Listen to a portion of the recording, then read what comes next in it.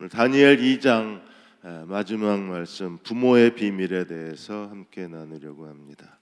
정성민 교수님이 칼럼을 하나 쓰셨습니다. 이 칼럼에서 잔 브래드쇼가 쓴 수치심의 치유라는 책에 대한 이야기를 하셨어요. 이 잔 브래드쇼가 이 수치심의 치유라는 책 서문에 이런 글을 썼습니다. 이 책을 내 아버지께 바칩니다.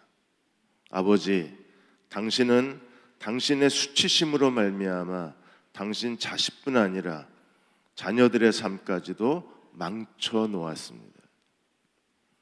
아버지의 수치심이 아버지의 인생을 망치고 자녀들의 인생도 다 망가뜨렸다고 책 서문에 그 글을 쓰고 수치심으로부터의 치유가 가정에 얼마나 중요한가를 그 책에서 기록했습니다. 부모는 자신도 모르게 자신이 부모로부터 받은 자아의 수치심이 그대로 자기 자식에게 또 대물림이 되는 거예요. 이 수치스럽게 부모로부터 수치감을 느낀 분이 사람들이 또 자식을 수치스럽게 만든다는 거예요. 그래서 가정은 하나님의 축복의 통로이기도 하고 또 가정은 우리들의 수치심의 통로가 되기도 합니다. 가정은 뭘까요? YWAM에서 오랫동안 가정 사역 권위자로 알려지신 레리 발라드 목사님이 가족 놀라운 하나님의 선물이라는 책을 쓰셨습니다. 이 레리 발라드는 이 책에서 가정과 가족이야말로 하나님이 우리에게 주신 놀라운 선물이라고 이야기하고 있습니다. 하나님이 에덴 동산을 만드시고 에덴 동산에서 인간을 창조하시고 인간을 창조하신 그 에덴 동산에서 인류를 위한 하나님의 처음 만드신 제도가 가정이라는 거예요. 그러므로 에덴은 곧 가정입니다. 창세기 2장 18절에 하나님께서 가족을 만드시기 위해서 이렇게 아담에게 말씀하셨어요. 여호와 하나님이 이르시되 사람이 혼자 사는 것이 좋지 아니하니 내가 그를 위하여 돕는 배필을 지으리라. 그리고 하와가 창조되고 인류 최초의 가정, 인류 최초의 부부가 탄생하게 돼요. 혼자 사는 것, 외로움이 좋지 않다, 고독이 좋지 않다 그랬습니다. 지금 한국의 치매 환자가 75만입니다. 치매 인구가 점점점 늘어나요. 전 세계적으로 치매가 2초에 1명씩 늘어납니다. 근데 치매의 원인 중에 하나가 외로움입니다. 사람이 고독하면 이게 정신적, 육체적으로 위축되기 때문에 그래서 치매가 올 가능성이 크다 그랬어요. 하나님도 외로움, 고독하는 것을 좋지 않게 보시고 그래서 돕는 배필을 만드시고 가정이 시작되게 하셨습니다. 그러므로 가정은 인류 역사의 시작입니다. 하나님은 가정을 통해서 하나님의 목적을 이루기를 원하셨습니다. 그러므로 우리도 가정을 통해서 우리의 삶이 시작되고 내가 어디서 시작이 됐어요? 가정에서 시작이 됐습니다. 그리고 하나님은 가정을 통해서 하나님이 일하시는 분이십니다. 그러므로 우리에게 가장 소중한 하나님의 놀라운 선물은 가정입니다. 디모데전서 3장 4절 5절에 보시면 감독과 집사의 자격, 교회의 지도자의 자격에도 가정이 굉장히 중요합니다. 그래서 자기 집을 잘 다스려 자녀들로 모든 공손함으로 복종하게 하는 자라야 할지니 감독은 어떤 사람이어야 합니까? 집사는 어떤 사람이어야 돼요? 자기 집을 잘 다스려야 돼요. 자기 집을 잘 다스리고 있다는 증거가 무엇입니까? 자녀들이 모든 공손함으로 복종하게 하는 거라고 했어요. 그래서 5절에 사람이 자기 집을 잘 다스릴 줄을 알지 못하면 어찌 하나님의 교회를 돌볼 수 있으리요. 그러므로 건강한 리더십, 영적 리더십, 인격적 리더십은 어디서 와요? 가정을 잘 다스리는 데서 온다고 말씀을 했습니다. 가족은 무엇일까요? 첫째로 가족은 하나님과의 관계의 하나의 모형입니다. 하나님과의 관계를 그대로 베껴낸 하나님의 관계를 그대로 우리와 인간관계로 만드신 곳이 가정입니다. 우리는 하나님을 아버지라고 부릅니다. 저도 하나님을 아버지라고 부르고 여러분도 하나님을 아버지라고 부릅니다. 내 아들, 딸도 하나님을 아버지라고 부릅니다. 족보가 이상해집니다. 하나님과 우리의 관계는요, 아버지와 자녀의 관계입니다. 우리가 어떻게 하나님의 자녀가 되나요?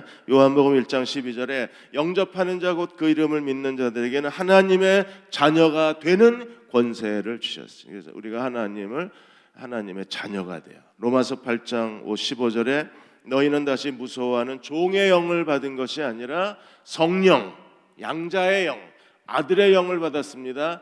그래서 우리는 하나님을 아버지라고 부릅니다. 그래서 하나님과 우리의 관계가 아버지와 자녀의 관계, 그대로 이 관계가 가정에서 부모와 자녀의 관계가 되는 거예요. 남편과 아내의 관계도 마찬가지입니다. 에베소 5장 31절 33절에서 사람이 부모를 떠나 그 아내와 합하여 둘이 한 몸이 될지라, 여기에 부부의 비밀이 있어요. 그래서 32절에 이 비밀이 크도다. 이 비밀이 크도다. 나는 그리스도와 교회에 대해서 말하는, 남편과 아내가 둘이 한 몸이 되는 것처럼 그리스도와 교회도 한 몸이 되는 거예요. 그래서 33절에 너희는 각각 아내 사랑하기를 자신같이 하고 아내도 자기 남편을 존경해라. 왜요? 둘이 한 몸이기 때문에. 우리와 그리스도의 관계 한 몸입니다. 남편과 아내의 관계도 한 몸입니다. 그러므로 남편과 아내는 그리스도와 교회의 관계를 그대로 복제해 놓은 관계예요. 그러므로 아내는 남편을 존경하고 남편은 아내를 자기 자신처럼 사랑해야 합니다. 그렇게 살고 계시나요? 그렇게 사랑하고 서로 존경하고 계시나요? 서울대 사회발전연구소하고 성균관대 설베이 리서치 센터가 공동으로 연구를 해서 결혼생활 만족도를 조사를 했습니다. 남자와 여자, 남편과 아내 중에 누가 더 결혼생활 만족할까요? 대답하기도 싫으시죠? 남자들이 더 높습니다. 남자는 무려 72.2%가 만족을 합니다. 왜요? 아내가 다 해주니까. 근데 아내는 만족도가 53.7%입니다. 가서 돈 벌어 와야지, 집에 오면 또 밥 해줘야지, 애들 뒤치다거리 다 해야지. 그러니까 아내는 만족도가 떨어져요. 사랑과 존경이 있어야, 그래야 남편과 아내가 둘이 한 몸이 될 수 있습니다. 네, 우리는 그렇게 하지 못할까요? 유기성 목사님이 주 안에서 사람을 바뀐다는 책에서 이 얘기를 언제 한번 들려드렸습니다. 어느 한 그 집사님이 정말 행복한 결혼 생활을 꿈꾸고 결혼을 하고 4년 만에 꿈이 깨졌어요. 남편에 대한 상처, 남편에 대한 원망, 남편에 대한 증오심이 점점 커졌습니다.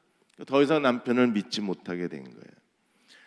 둘이 같이 있는 게 너무 괴롭고 결혼 생활 자체가 고통스러웠습니다. 그래서 하나님 앞에 기도했습니다. 근데 기도하던 어느 날 주님이 말씀하시기를 너는 왜 남편만 바라보느냐? 너와 네 남편 사이에 있는 나는 왜 보지를 못하느냐? 주님이 그걸 깨닫게 하는 순간에 이 집사님 마음에 한 줄기 빛이 비쳤어요. 그리고 마음에 평안이 왔습니다. 아, 내가 주님을 바라보지 못했구나. 그래서 이제 남편을 바라볼 때마다 남편만 보는 게 아니라 남편과 함께 계신 예수님을 바라보기 시작했어요. 그러자 증오심이 풀렸습니다. 그리고 남편에 대한 마음의 원망도 사라졌어요. 예수님을 원망할 수는 없잖아요. 예수님을 비난할 수는 없잖아요. 아내 여러분, 그렇게 하시면 됩니다. 남편이 정말 배기 싫을 때 함께 계신 예수님을 바라보십시오. 그 마음에 평안이 올 거예요. 그래서 남편에 대한 말투가 달라지고 남편에 대한 태도가 달라졌어요. 그러자 남편도 달라졌습니다. 왜요? 아내에게서 자존감이 느껴진 거예요. 남편으로서 자존감이 느껴지자 남편이 아내에 대해서 이전에 옛날보다 더 큰 사랑으로 아내를 사랑하기 시작한 거예요. 그러자 다시 행복이 되찾아왔습니다. 누가 이 일을 하셨어요? 주님이 이 일을 하신 거예요. 자, 그러면 우리 가정은 어떠해야 되는가? 가정은 죄로 인하여 파괴되고 은혜로 인하여 회복이 되는, 인간의 죄로 인하여 가정은 깨지고 그리스도의 은혜로 인하여 가정은 다시 회복될 수 있습니다. 창세기 1장 27절 28절에 하나님께서 인간을 창조하시고 이렇게 말씀하셨어요. 하나님이 자기 형상 곧 하나님의 형상대로 사람을 창조하시되 남자와 여자를 창조하시고. 오늘 아침에 뉴스 보니까 7살 된 아이의 성별 문제로 부부가 이혼을 하셨습니다. 아들인데 아들을 남자라고 할 거냐 딸이라고 할 거냐 가지고 싸우다가 이혼을 했습니다. 이게 지금 젠더 트러블 시대에 일어나는 현상들입니다. 아들이 남자잖아요. 그 상식적인 걸 가지고 싸우는 거예요. 얘는 딸이다. 엄마는 그 아들을 낳아놓고 딸이기를 바랬는지. 근데 하나님은 남자와 여자를 창조하셨습니다. 그리고 어떻게 하셨어요? 28절에 하나님이 그들에게 복을 주시고, 하나님이 그들에게 복을 주시고 세 가지, 생육하고 번성하라, 땅에 충만하라, 땅을 정복하라, 땅을 다스리라고 명령을 하셨어요. 그러므로 가정은 하나님이 복을 주신 곳입니다. 그래서 가정엔 두 가지가 있어야 돼요. 하나님의 복이 있어야 하고, 가정은 하나님의 임재, 하나님의 통치, 생육하고 번성하고 땅에 충만하라, 땅을 다스리라, 하나님의 통치가 살아있는 곳이어야 합니다. 그러나 죄가 들어오고 어떤 일이 벌어졌어요? 죄로 인하여 가정이 완전히 깨져버렸어요. 아담과 하와는 에덴에서 추방당했습니다. 남자는 여자에게 변명을 늘어놓고 여자도 뱀에게 변명을 늘어놓고 이제 내 뼈 중에 뼈여 살 중에 살이라고 아내를 극찬했던 남편의 입에서 아내에 대한 비난이 쏟아지기 시작합니다. 그래서 비난의 인간관계가 되고, 가인과 아벨은 하나님 앞에 예배 드리는 제물의 문제로 인하여 가인이 아벨을 시기하고 가인이 아벨을 쳐 죽이는 일이 일어나요. 이게 가정이 파괴되는 겁니다. 죄가 들어오면 가족관계가 파괴되는 겁니다. 그러나 하나님은 예수 그리스도로 말미암아 이 무너진 가족을 다시 회복시키시는 하나님이십니다. 말라기 4장 5절 6절에 이렇게 말했습니다. 보라, 여호와의 크고 두려운 날이 이르기 전에 내가 선지자 엘리야를 너에게 보내리니 그가, 예수님이 하시는 일이 뭐예요? 그가 아버지의 마음을 자녀에게로 돌이키고 자녀들의 마음을 아버지께로 돌이키라. 그리스도가 하시는 놀라운 일이 무엇입니까? 예수님이 십자가에 죽으시고 부활하심으로 말미암아 그분의 사랑, 그분의 긍휼, 그분의 자비가 우리 안에 일으키는 가장 큰 변화가 무엇입니까? 아버지의 마음을 자녀에게 돌이키고. 왜 돌이킨다고 했을까요? 멀어졌기 때문에. 서로 돌아선 거예요. 그래서 다시 돌이키는 겁니다. 잔 브래드쇼가 말한 것처럼 서로에 대한 수치심으로 부모와 자녀가 돌아선 거예요. 그래서 하나님은 다시 돌이키고 자녀들의 마음을 아버지에게로 돌이키리라. 만일에 돌이키지 아니하면 두렵건대 내가 와서 저주로 그 땅을 칠까 하노라. 그렇게 하나님 말라기 선지자를 통해서 경고하셨어요. 오늘 우리가 그리스도를 믿는다면 하나님의 그 큰 은혜는 가족관계를 회복시키시는 사랑입니다. 그리스도를 믿는 가정이라고 말하면서도 여전히 아버지의 마음이, 부모의 마음이 자녀에게, 자녀의 마음이 아버지께로 돌아오지 않았다면 우리는 이 약속을 의지하고 기도해야만 합니다. 가정 놀라운 하나님의 선물 책을 쓰신 레리 발라드 목사님도 이 깨진 가정에서 힘든 삶을 살아야 하셨습니다. 이분은 교회는 다니는 가정이었는데 그리스도를 인격적으로 만나지 못하는 그런 형식적 신앙의 가정이었어요. 아버지는 사업을 하신 분이셨는데 아버지가 아주 완벽주의자셨어요. 그래서 자녀들에게 많은 걸 요구하셨어요. 이 레디 이 목사님에게 이 아버지가 마음에 들 때까지 똑같은 일을 수없이 반복을 시켰습니다. 결국에 레리 빌라드는 자기가 아버지를 만족시킬 수 없다는 사실에 절망했어요. 뭘 해도 나는 아버지의 마음에 들 수가 없다. 나는 아버지를 만족시킬 수 없다. 아버지는 아주 사소한 것까지도 빈틈없이 자녀를 통제하고 아무것도 아닌 일 가지고 비난을 하고 그리고 마음에 수치심과 분노를 일으킨 거예요. 자녀를 노엽게 하고 있었어요. 그 아버지에 대해서 마음에 점점 비난이 커지고 아버지에 대한 분노가 커졌습니다. 결국에 아버지를 향해서 노골적으로 거친 말을 쏟아내고 아버지에게 반항하기를 시작을 한 거예요. 그러다가 19살 때 친구가, 같이 교회 다니는 친구가 신앙에 대해서 같이 이야기를 하고 어느 집회에 같이 갔다가 거기서 예수 그리스도를 인격적으로 만나요. 주님의 십자가 앞에 무릎을 꿇고 그분의 용서, 그분의 사랑, 그분의 은혜를 온몸으로 체험합니다. 그리고 달라지기 시작했어요. 어느 날도 아버지가 아무것도 아닌 일로 잔소리를 하는 아버지에게 큰 소리를 쳤어요. 근데 그 순간 성령께서 이 레리 빌라드 마음에 그것이 얼마나 잘못된 일인가에 대한 책망을 하셨어요. 아버지에 대해서 그렇게 큰 소리로 분노를 쏟아놓는 것에 대해서 성령이 책망을 하신 거예요. 그래서 즉시 아버지에게 가서 자기의 태도에 대한 용서를 구했습니다. 그제서야 이제 아버지도 그 아들의 변화된 태도를 보고 아버지도 마음을 열고 아들과 대화를 하기 시작한 거예요. 지난 19년 동안 아버지하고 그렇게 진지하게 대화한 적이 그날이 처음이었다 그랬어요. 그리고 아버지도 교회만 그냥 주일 예배만 겨우 드리던 형식적 신앙인이셨는데 결국 아버지도 그리스도 앞에 무릎을 꿇었습니다. 어머니도 무릎을 꿇었습니다. 하나님의 사랑은 깨어진 관계 그리고 분노의 관계를 다시 회복시키는 사랑입니다. 요한복음 10장 9절 10절에서 예수님이 우리에게 이렇게 약속해 주셨습니다. 내가 문이니 누구든지 나로 말미암아 들어가면 구원을 받고 들어가며 나오며 먹을 것을 얻으리라. 꼴을 얻을 것이라. 신령한 하나님의 은혜를 얻을 것이라. 도둑이 오는 것은 도둑질하고 죽이고 멸망시키는 거지만 죄는 도둑입니다. 죄는 우리의 가장 소중한 것들을 다 도둑질하고 죽이고 멸망을 시켜요. 그러나 그리스도가 오신 목적은 뭐예요? 우리에게 생명을 얻게 하고 더 풍성히 얻게 하려 하십니다. 생명을 얻고 더 풍성히 얻게 하려 하십니다.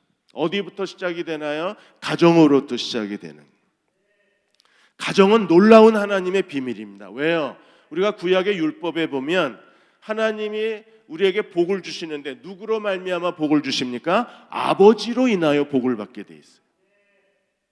아버지로 인하여 3, 4대까지 아니 수천 대까지 복을 받게 됩니다. 또 하나님의 저주도 부모로부터 자녀에게 와요. 3, 4대까지. 왜 복은 수천 대고 저주는 3, 4대일까요? 하나님이 복을 더 사모하라고 그러셨나요? 네, 여전히 대답하기 싫으시군요. 왜 복은 수천 대고 저주는 3, 4대예요? 3, 4대까지 가면 그 집안이 없어져요. 하나님의 저주로 3대, 4대 가면 아예 가문이 없어져요. 가문. 하나님이 부모 가정을 통해서 하나님이 가정이 복의 통로가 되기도 하고 가정이 하나님의 징계의 통로가 되기도 하는 거예요. 하나님이 우리에게 생명을 얻게 하고 더 풍성히 얻게 하시는 가정이 되시기를 주의 이름으로 축원합니다.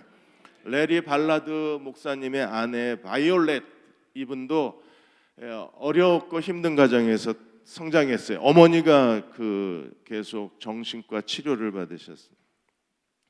그래서 정신병원에 입원하고 다시 퇴원하기를 반복을 하다가 그러니까 가족을 못 돌보는 거예요. 그래서 동생을 이 바이올렛 이 레리 빌라드 목사님 사모님이 동생들을 키웠어요.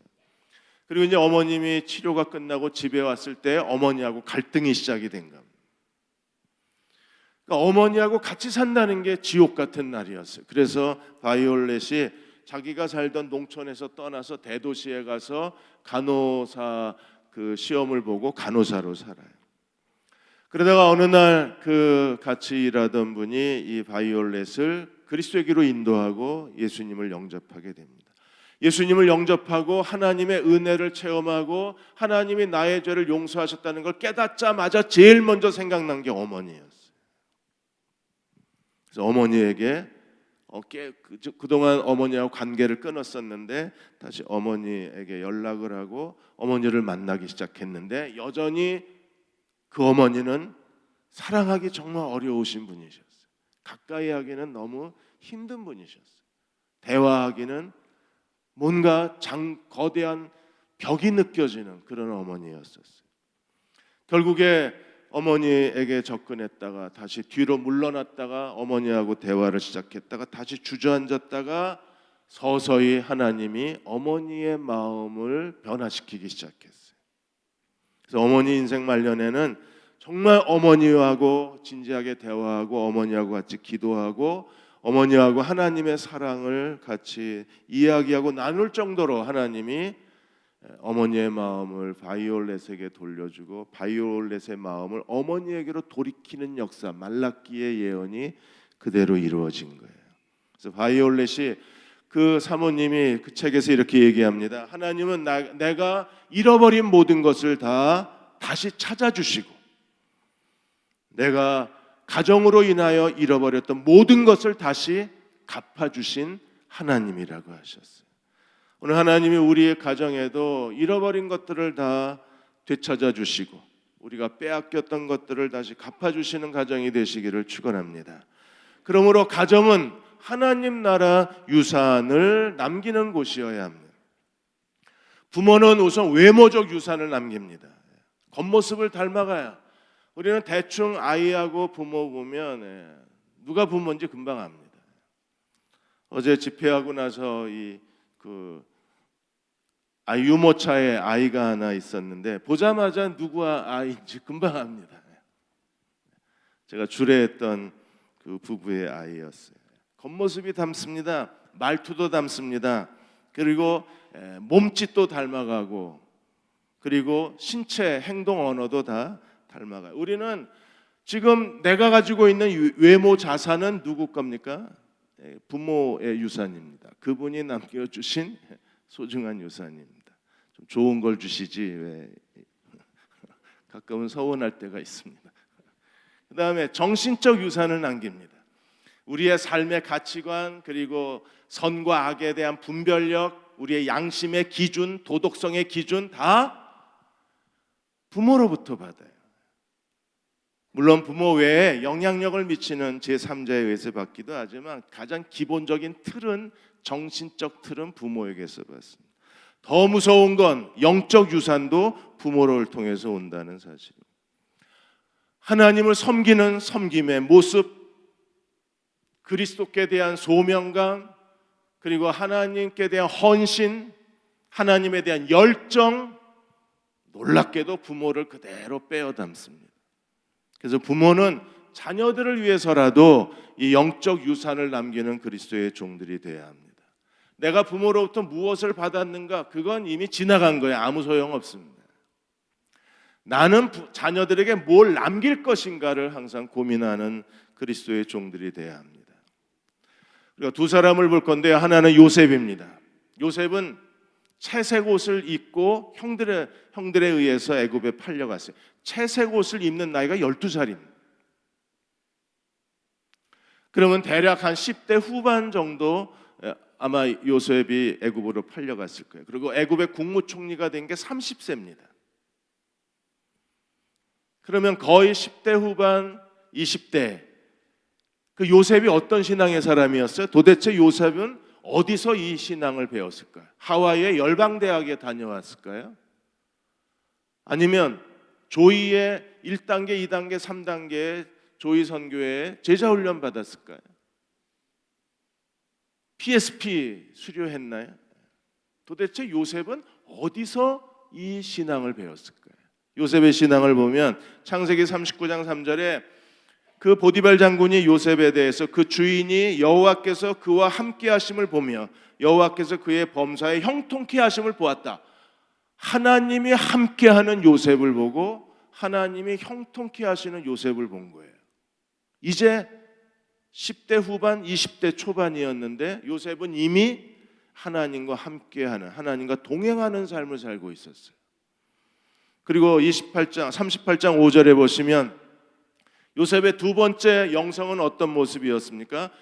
보디발 장군이 자기의 모든 소유를 요셉에게 맡긴 그 날부터 하나님이 어떻게 하셨어요? 여호와의 복이 그 집과 밭에 있는 모든 소유에 미친지라. 하나님이 요셉을 위해서 그 보디발 장군의 집에 복을 내리기 시작하셨어요. 그러니까 요셉은 가는 데마다 하나님의 복을 나눠주는 사람이 된 거예요. 복의 통로가 되고 복의 시작이 된 사람입니다. 이제 10대 후반, 20대 초반의 요셉입니다. 그리고 39장 8절과 9절에 보시면 요셉이 보디발 장군의 아내의 유혹에 대해서 어떻게 했어요? 39장 8절에 요셉이 거절했다 그랬습니다. 이때가 20대 초반이었을 거예요. 아니면 20대 후반이었을 거예요. 20대 젊은이가 보디발 장군의 아내의 유혹을 거절했다. 그런 신앙의 결단력, 그런 신앙의 순결함이 요셉에게 있었던 거예요. 거절하면서 요셉이 뭐라 그랬습니까? 9절에 보시면 이 집에는 나보다 큰 이가 없으며 주인이 아무것도 내게 금하지 않았는데 주인이 금한 게 당신이다. 그러니까 보디발에 대한 충성심이 있는 거예요. 모든 걸 다 허락했지만 금한 건 당신 하나다. 그리고 요셉이 이렇게 얘기합니다. 그런즉 내가 어찌 이 큰 악을 행하여 하나님께 범죄하겠느냐. 하나님께 대한 충성심, 주인에 대한 충성심. 그래서 보디발 장군의 아내 유혹, 거절하기 힘든, 거절하면 자기 인생이 매장당하는 것. 거절하는 순간에 인생이 끝나는 겁니다. 모든 걸 잃어버릴 각오하고 거절할 수 있는 그 용기, 요셉은 어디서 배웠을까요? CCC에서 훈련받았을 거예요. 그리고 45장 5절에 요셉의 마지막 장면, 요셉은 이렇게 말합니다. 당신들이 나를 이곳에 팔았다고 근심하지 마소서, 한탄하지 마소서, 형들을 위로합니다. 그리고 이렇게 말합니다. 하나님이 생명을 구원하시려고 나를 당신들보다 하나님이 먼저 보내셨다. 하나님의 섭리적 관점에서 형들이 자기를 팔아버린 그 비극적 사건을, 그 고통과 상처를 하나님 주권적 관점에서 해석해요. 그때가 요셉이 30대 중반쯤 되었을 거예요. 어디서 배웠을까요? 우리는 다니엘과 세 친구도 1장 2장에서 벌써 몇 번째 똑같은 본문을 다루고 있습니다. 1장 다니엘 1장 8절에서 다니엘은 뜻을 정하여 하나님 앞에 자기를 더럽히지 않겠다고 했어요. 그래서 1장 9절에 하나님께서 환관장에게 은혜를 얻게 하셨습니다. 1장 17절에 하나님이 그 대가로 하나님이 네 소년에게 주신 게 뭐예요? 지식과 지혜와 통찰력과 그리고 그 학문을 주셨어요. 그것으로 말미암아 다니엘과 세 친구는 어떻게 됐어요? 1장 20절에 왕이 그 모든 질문에 대해서 다니엘과 세 친구에 대한 지식과 총명이 온 나라 박사와 온 나라 전문가와 온 나라 교수와 온 나라의 갈대아 박사들보다 더 10배나 뛰어났다는 것을 인정하게 돼요. 그래서 그들은 왕궁에서 그들의 첫 정치 인생을 시작하게 되는. 하버드 대학 유학 갔다 온 것도 아닙니다. 영국에 유학 갔다 온 게 아니에요. 독일의 어떤 대학에서 그들이 정치사를 연구한 게 아닙니다. 그들은요, 하나님이 주신 것으로 말미암아 하나님이 세우셨어요. 그 이유가 어디 있습니까? 하나님께 뜻을 정했다 그랬어요. 아마 다니엘도 10대 후반, 20대 초반이었을 거예요. 뜻을 정할 수 있는 그 신앙의 영성의 깊이, 누가 주었을까요? 어디서 배웠을까요? 이 장에서도 다니엘은 마찬가지입니다. 그 느부갓네살 왕의 꿈에 대해서 그 2장 18절에 그가 세 친구에게 요구한 게 뭐예요? 이 일에 대하여 하나님 앞에 기도하라. 그래서 구하게 하니라. 그러자 2장 19절에 은밀한 환상이 다니엘에게 하나님께서 보여주셨다 그랬어요. 그것으로 말미암아 꿈을 해석하고 어떤 일이 벌어졌습니까? 오늘 읽은 본문 46절에서 49절까지가 하나님이 주신 결과예요. 느부갓네살 왕이 다니엘 앞에 엎드려 절했어요. 그리고 많은 선물을 줬습니다. 그리고 최고의 통치, 정치적으로도 최고의 자리에 세우고, 그리고 종교적으로도 최고의 자리, 모든 갈대아 박사들의 어른으로 삼은 거예요. 높이실 수 있는 데까지 높였습니다. 그리고 다니엘의 요구대로 49절에 세 친구도 사드락 메삭 아벳느고도 바벨론의 지방의 최고 지도자로 세움을 받게 했습니다. 다니엘은 이 신앙을 어디서 배웠을까요? 구약에서 이 모든 신앙은요, 어디로부터 와요? 부모로부터 오는 겁니다. 부모. 거기는 제자훈련 커리큘럼이 없습니다. 그리고 주일학교도 없습니다. 이 젊은이들이 그들이 신앙을 훈련받을 수 있는 어떤 훈련 센터가 없습니다.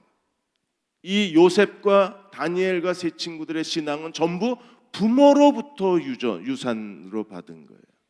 그래서 부모가 자녀들의 신앙을 교육하는 게 얼마나 중요한가를 우리들에게 보여주는 게 창세기의 요셉, 다니엘과 세 친구들의 이야기인지도 모릅니다.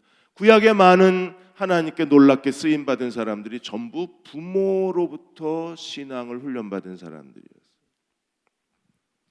한국 기독교 목회자 협의회에서 2018년도에 한국인의 종교 생활과 신앙 의식을 조사를 했습니다. 그래서 신앙에 가장 큰 영향을 미친 사람이 누군가에 대해서 조사를 했는데, 목사도 아니고 전도사도 아니고 선생님도 아니고 유명한 목사님 설교자도 아니고 어머니였어요. 어머니가 가장 신앙에 큰 영향을 미쳤다 그랬어요. 소름이 돋으시죠? 기분이 별로 안 좋으시죠? 왜 엄마야? 어머니로부터 신앙의 영향을 가장 많이 받았대요. 그래서 장신대에 기독교 교육의 신영섭 교수님이 생각해봐라. 이분이 칼럼을 쓰면서 한 얘기가, 아이들은 일주일에 168시간, 168시간을 학교에서 공부를 하고 교회에 와서는 1시간 예배와 분반 공부를 하는데, 도대체 1시간 예배 드리고 그 예배 안에 성경 공부 10분, 15분 해가지고 어떻게 아이들이 그리스도의 제자가 될 수 있는가? 이건 처음부터 실패였다는 거예요. 교회가 해야 될 중요한 일은 부모가 자녀들에게 하나님 말씀을 가르치도록 부모를 훈련하고 부모에게 가이드북을 주고, 그래서 두빈나라에서 이제 이 가이드북이 시작이 된 거예요. 그래서 아이들이 세상과 타협하지 않고 다니엘처럼 뜻을 정하고, 그리고 죄를 거부하고, 그리고 하나님 앞에 헌신할 수 있도록 하나님과 동행하는 사람으로 키우는 게 부모의 역할이어야 한다는 거예요. 그런데 오늘의 부모는요, 택배 서비스만 한다는 거예요. 배달의 민족의 배달의 어머니들입니다. 학교 교육은 학원에 보내주고, 신앙 교육은 교회에다 데려다주고, 픽업만 하는 거예요. 그러니까 이런 부모의 이 배달 서비스 가지고는 아이들이 학교 공부야 학원에 가서 얼마든지 높아질 수 있지만, 그러나 이 교회에 아이들을 데려다 줬다고 아이들이 그리스도의 제자가 되는 건 아니라는 거예요. 부모가 가르쳐야 되는 거예요. 이게 그럼 최근에 생긴 이야기인가? 아니요. 1919년에 평양신학교의 곽알련 교수님이 목사지법이라는 책을 쓰셨는데, 그 목사지법의 책에서 뭐라고 그랬냐면, 주일학교는 부모가 가르치는 것을 보충하는 곳이다. 부모가 가르치는 걸 대신하는 게 아니라 부모가 가르치는 것을 보충할 뿐이다. 그 부모의 책임을 절대로 교회가 가져오서는 안 된다 그랬어요. 부모가 자녀를 가르칠 수 있도록 돕는 곳이어야 된다. 그래서 최근에 여러 교회들이 소개되고 있는데, 신영석 교수님이 반포교회를 소개를 하셨어요. 반포교회는 기존의 지역 중심, 아는 사람 중심의 이 목장 제도를 완전히 뒤바꿔 놓아서 아이들 학년별 중심의 목장을 만든 거예요. 초등학교 2학년 부모들의 목장, 초등학교 3학년 부모들의 목장을 만들어서 거기서 자녀들에 대해서 대화를 나누고, 자녀들을 위해서 서로 기도하고, 그리고 자녀들에게 도움이 될 만한 정보를 나누고, 그리고 자녀들과 함께 여러 가지 영적 프로그램을 갖고 함께 하나님 말씀을 가리키는 목장으로 완전히 바꾸는. 저희는 하면 될까요? 아마 거센 그 저항이 있을지도 모르겠습니다. 부모가 해야 될 중요한 일이 있어요. 신명기 6장 1절, 2절, 3절에 보시면 이렇게 말씀했습니다. 너희 하나님 여호와께서 너희에게 가르치라고 명령해요. 가르쳐라. 부모가 해야 될 가장 거룩한 하나님께 대한 거룩한 사명이 뭐예요? 가르쳐라.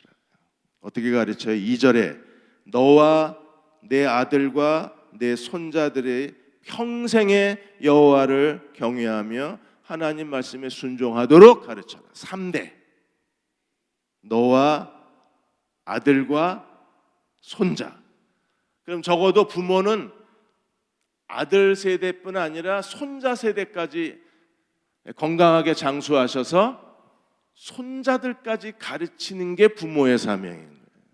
뭘 가르쳐요? 여호와를 경외하고 그리고 하나님 말씀에 순종하도록 가르쳐야 합니다. 그래서 신명기 6장 4절에서 9절까지 쉐마에 대해서 이렇게 설명을 했어요.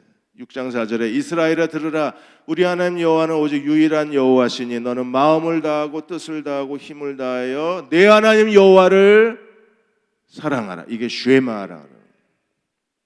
그러니까 적어도 부모는 하루에 2번 자식들과 함께 이 쉐마를 암송합니다. 너는 마음을 다하고 뜻을 다하고 하나님은 오직 유일한 하나님이시니 마음 다하고 뜻을 다하고 힘을 다하여 내 하나님 여호와를 사랑. 모든 유태인 가정이 하루에 2번씩 자녀들하고 이 쉐마를 암송하고 기도합니다. 하루에 2번.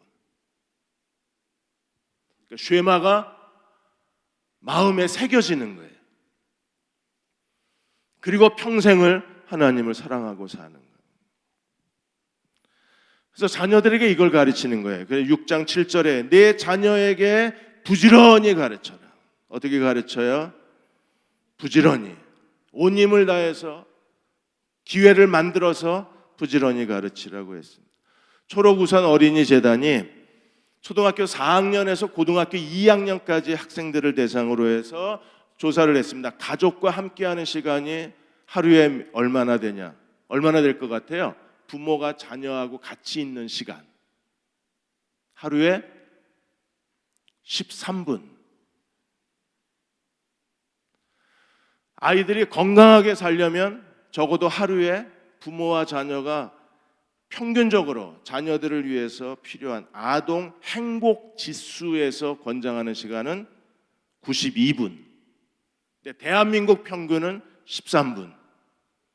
조경호 목사는 일주일에 13분. 애들한테 정말 용서를 빌고 살아요. 뭔가 크게 잘못 산 인생의 큰 실수 중에 하나가 일주일에 13분. 자녀들하고 전혀 시간을 못 보냈어요. 그때는 그게 옳은 줄 알았어요. 지금 와서 생각하니까 인생의 가장 큰 실패였었어요. 부지런히 가르쳐라. 부지런히. 그럼 어떻게 해야 돼요? 가족이 함께 있을 시간이 없어요. 왜요? 대한민국의 부부 중에 맞벌이 부부가 무려 47%입니다. 둘 중 한 가정은 맞벌이에요. 부부가 맞벌이 하는데 어떻게 자녀하고 함께 할 수 있어요? 그래서 초록우산 어린이재단은 룰을 정해라. 룰을. 적어도 일주일에 한 번 저녁 식사는 지구의 종말이 와도 모여라. 일주일에 2번 저녁 식사는 원자폭탄이 터져도 모여라. 지켜라. 그래서 가족이 함께하는 시간을 만들어야 된다는 거예요. 부전인이 가르치는데 어디서 가르쳐야 합니까? 집에 앉았을 때든 7절, 길에 갈 때든지 누워 있을 때든지 일어날 때든지 하나님 말씀을 가르쳐. 그냥 가르치는 거로 끝나는 게 아니라 8절에 손목에 메고 이마에 붙이고 문설주와 바깥문에 기록하라. 손목, 이마, 문설주, 바깥문 뭐라는 거예요? 이거 왜 하라 그럽니까? 하나님 말씀을 교육하는 학습 장소가 되라는 거예요. 가정 전체가 부모의 손목과 이마, 문설주와 그리고 바깥문 하나님 말씀이 기록되어 있습니다.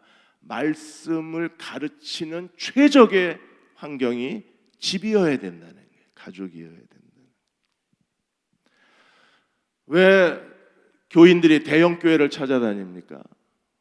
주일학교 시스템, 주일학교 시설이 잘 돼 있으면 내 아이를 주님의 제자로 키워줄 것 같아서 시설이 잘 된 교회를 찾아가다 보니까 대형 교회 선호도가 높아진 거예요. 대형 교회가 잘 가르칩니까? 결국 부모가 가르쳐야 돼요. 캠브리지 대학의 홉슨 교수가 어느 한 학생을 상담을 했는데 그 학생이 그동안 등록금을 대주던 작은아버지가 갑자기 심장마비로 돌아가신 거예요. 그래서 이분의 도움이 아니면 자기는 학업을 마칠 수 없어서 너무나 힘들다는 이야기를 하고 그 얘기를 듣다가 홉슨 교수가 이 학생한테 이런 얘기를 했습니다. 그 등록금을 대주던 작은아버지를 자네에게 보내주신 분이 자네와 함께 있다는 걸 기억하게. 작은아버지를 보내주신 분은 하나님이셨어요. 그럼 하나님이 또 다른 사람을 보내서 도와주실 수 있을 거예요. 그래서 그 학생이 그 교수님의 말을 자기가 살아있는 동안에 힘들고 지치고 절망스러울 때마다 그 말을 기억했대요. 작은아버지를 내게 보내주신 하나님. 오늘 부모님은 하나님이 보내주신 사람, 자녀들 하나님이 보내주셨어요. 남편 하나님이 보내주신 사람, 내가 선택한 사람이 아니라 보내주신. 그렇게 믿으십니까? 아내도 하나님이 보내주신 사람, 부모님도 하나님이 내게 보내주신 사람. 그렇다면 보내주신 하나님이 사랑할 힘도 주실 거예요. 그래서 하나님의 복이 머무는 하나님의 거룩한 가정이 되시는 여러분 모두의 가정이 되고 또 저의 가정이 되시기를 주의 이름으로 축원합니다. 너와 내 아들과 내 손자들이 평생에 내 하나님 여호와를 경외하며 내가 너에게 명한 그 모든 규례와 명령을 지키게 하라. 하나님 이런 가정이 되게 하여 주옵소서. 아들과 너와 내 아들과 내 손자들이 평생 하나님을 경외하는 여호와가 복 주신 저희 가정이 되게 해 주옵소서. 지금 우리를 죄에서 구원하신 우리 주 예수 그리스도의 은혜와 하나님 아버지의 그 크신 사랑하심과 성령의 위로하고 도우신 은혜, 오늘 10월의 마지막 주일 예배드리고 돌아가는 모든 교우와 가정과 자녀들 위해 지금부터 영원히 함께 하시기를 간절히 축원하옵나이다. 아멘.